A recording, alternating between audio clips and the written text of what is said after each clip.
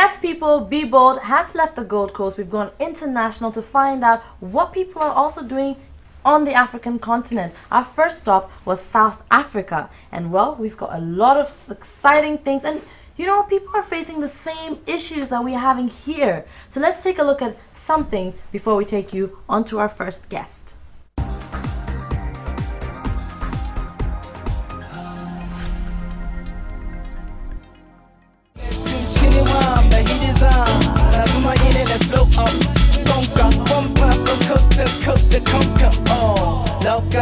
I never fall. Let's have a look at y'all. Good times, let them roll. It's a song.